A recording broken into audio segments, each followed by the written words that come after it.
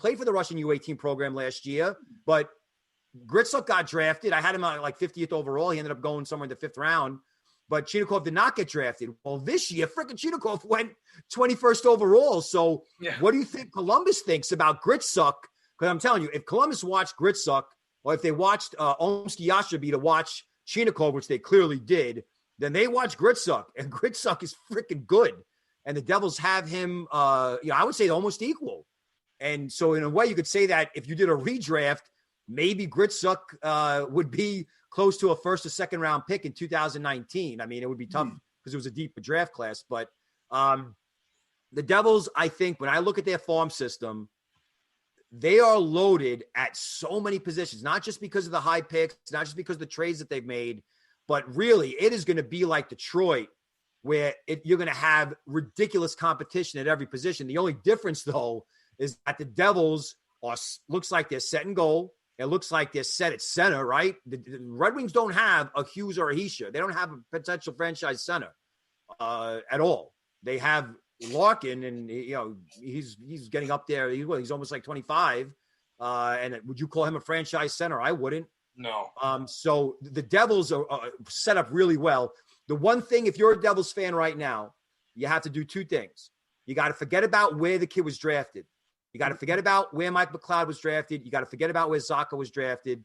You got to focus on the competition that's going to go on in camp, because it really is going to be survival of the fittest. It's going to be dog eat dog, and that the guys that are remaining, they deserved to be there. So that's the 2. That's it. Like, that forget about the draft position, and the guys are going to eventually make the team, and you're going to see in a Devils uniform. Remember, not every guy that the Devils have on the lineup in the NHL in 2 years is going to be a former draft pick. They're going to have to make trades. They're going to have to get some veterans from other teams. That's just how pro scouting, and that's the relationship between pro scouting and player development and amateur scouting.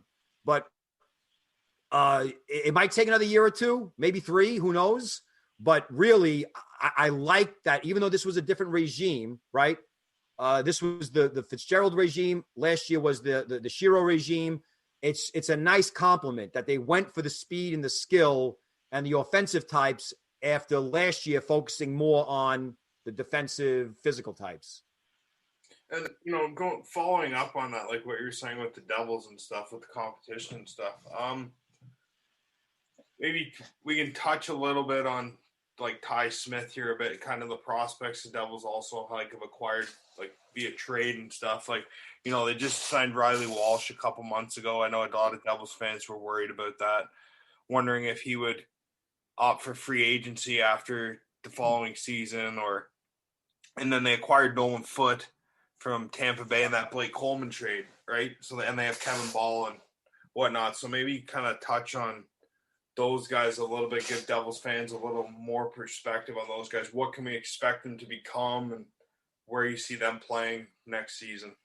Well, it goes back to Ty Smith is done with the WHL. So he's going to be in the AHL, and it's going to be a very telling season for him, because, a lot of Devils fans were really, really happy with his development, and then it seemed like some soured on him. But it's not his fault, because he wasn't allowed to play in the AHL. And if you're in the CHL for 4 seasons or 3 seasons, in a perfect world, we all want them to go from 40 points to 60 points to 100 points as a defenseman.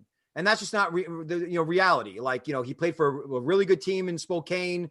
They're always competitive. And I think he was named the WHL Defenseman of the Year, I think. So even though his stats weren't as impressive as, let's say, you expected them to be, and maybe the fact that he didn't make the team out of camp, remember that the Devils obviously are going to be patient with him, because he deserved to make the team out of camp a couple of years ago, and they were still very patient with him. So you're going to look – I still think the Devils are grooming him to be their number 1 top pairing guy, left shot, more so than McCamadoulan, more so than Ball, more so than anybody else. That when they drafted him, they viewed him to be like let's say, Chris Letang. He's not going to be a physical mashing guy, but he's definitely going to be on the smaller end of those number 1 defensemen that we have around the league, where they're just, controlling the play and dictating the pace, dictating the tempo, playmaking, being on the power play, being on the penalty kill, and eating a lot of minutes.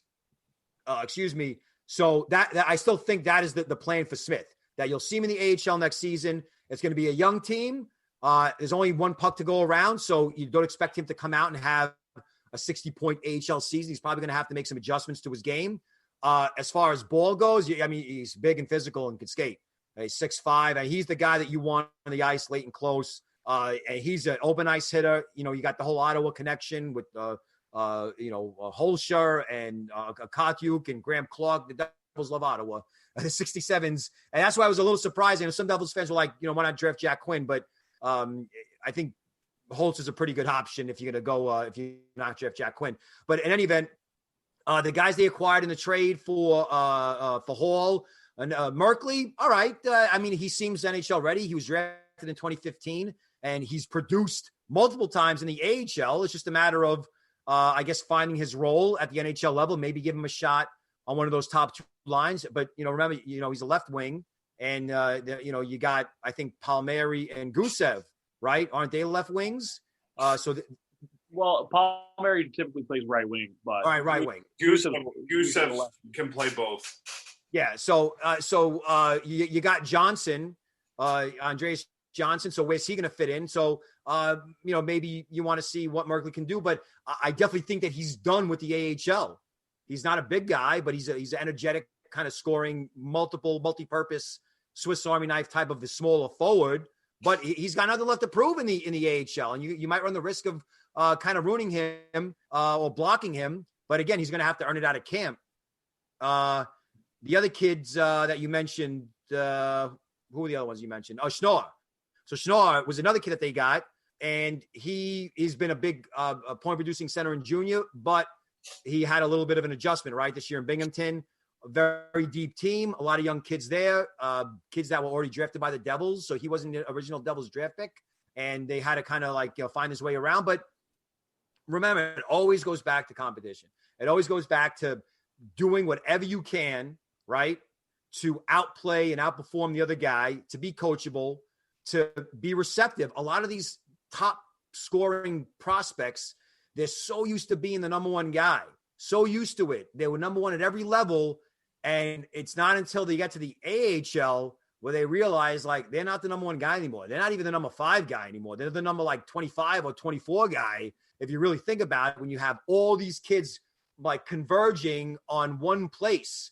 And it becomes like a what measuring contest. And the way that you, I guess, establish yourself and make yourself noticeable is by outplaying those other kids. And it could be very competitive. I mean, it's not for the faint of heart, it's not for the faint of heart. A lot of kids that you might be in love with or that you've been in love with for the last couple of years, they're just not going to make it. They're going to get, go to the ECHL. They're not going to be offered a contract.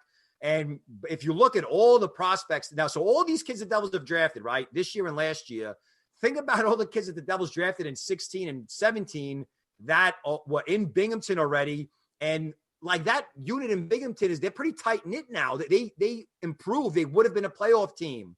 And you have to think that they all get along. So why would you want to mess that up by bringing in all these new kids? They're going to have to earn it. If you want Nathan Bastian to be a depth player again, you're going to have to earn it. You're going to have to outplay a guy who works very hard to get to where he's gotten to already.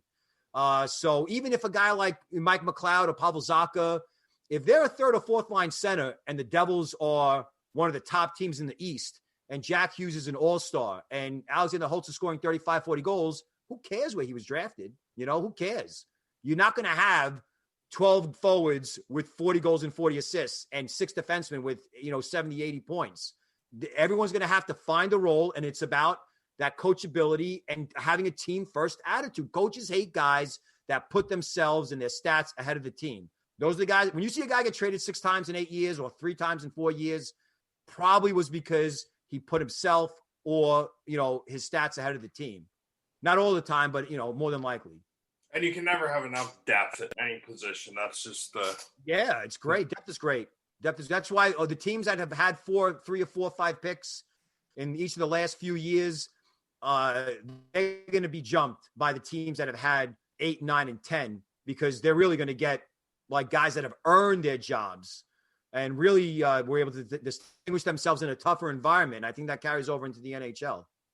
I know Joe and I, and probably a lot of other fans are wondering, what can Devils fans expect out of Nolan Foote and Riley Walsh? Like, what's their most likely, they have to develop, obviously, right? But what can Devils fans expect out of Nolan Foote moving forward and Riley Walsh?